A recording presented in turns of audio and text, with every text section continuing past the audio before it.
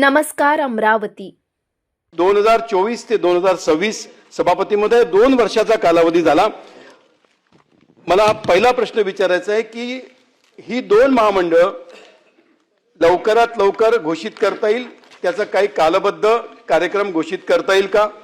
आणि सभापती महोदय, अशा छोट्या पत्रकारांसंबंधातला या व्यवसायासंबंधातले भरपूर छोटे छोटे मुद्दे या दोन्ही संघटनांनी वेळोवेळी मांडले आहेत.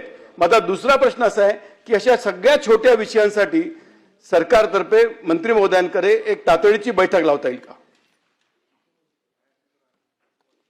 सभापती महोदय, अतिशय महत्त्वाच्या आणि गंभीर विषयाकडे सन्मान्य सदस्य श्रीकांत भारती यांनी लक्ष वेधलंय.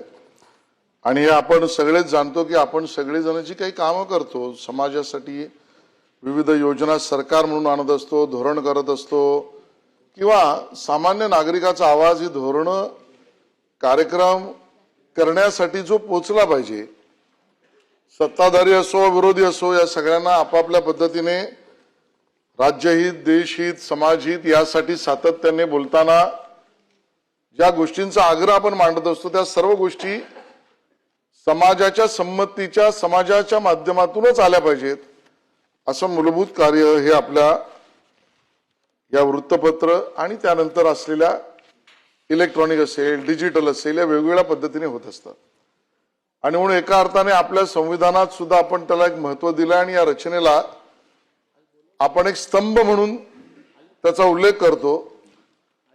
नाही म्हटलं तरी एक चाबूक म्हणून सुद्धा सर्व व्यवस्थांवर आणि समाजहिताच्या गोष्टीसाठी वृत्तपत्र आणि त्यात काम करणारे आपले सर्व सहकारी हे प्रामुख्याने लक्ष देऊन करत असतात.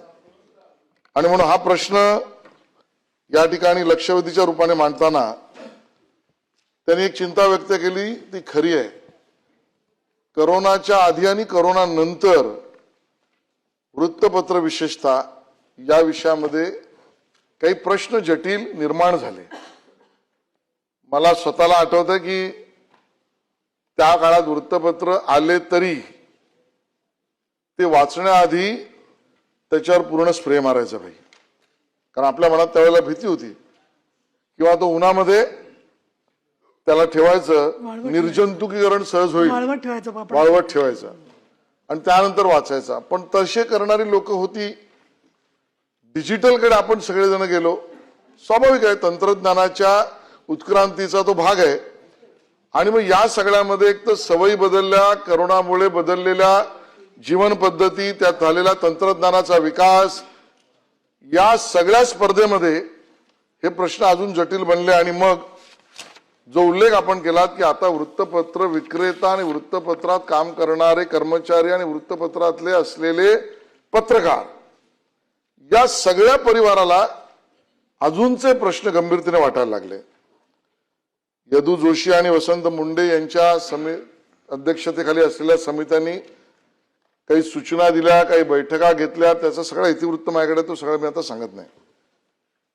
2 गोष्टी आपण प्रश्नात स्पेसिफिक विचारले, ते म्हणजे 2024 10 ऑक्टोबरला मंत्रिमंडळ बैठकीत 2 स्वतंत्र महामंडळे कामगार विभागांतर्गत स्थापन करण्याचा निर्णय झाला. तो कधीपर्यंत त्याची कारवाई पूर्ण होईल आणि मंडळ अस्तित्वात येतील याची प्रक्रिया, एका विभागाचा विषय होता एवढा नसून काही अन्य विभागांचाही असल्यामुळे ती प्रक्रिया आता जवळजवळ पूर्ण झाली. पुढच्या अधिवेशनाच्या आधी आपण यामध्ये सकारात्मक या दोन्ही महामंडळांचा निर्णय करू. दुसरा विषय आपण असं प्रश्न आपण उपस्थित केला की असे अनेक विषय आहेत आणि या सगळ्या संबंधित अनेक विषयांसाठी, कारण या आपल्या लक्षवेधीमध्येच आपण 9 विषयांना हात लावलाय, विविध 9 विषयांवर आपण आपलं मत मांडलं, त्याचं उत्तर सुद्धा दिलेलं आहे. तर या सगळ्या विषयामध्ये संबंधित संघटना, संबंधित पत्रकार, कर्मचारी वर्ग, बरोबरीने त्यांच्यासमोर असलेली आव्हानं, या सभागृहातलेच प्रतिनिधी, या सगळ्यांची बैठक कधी घेणार, तर पुढच्या अधिवेशनाच्या आधी आम्ही बैठका घेऊ.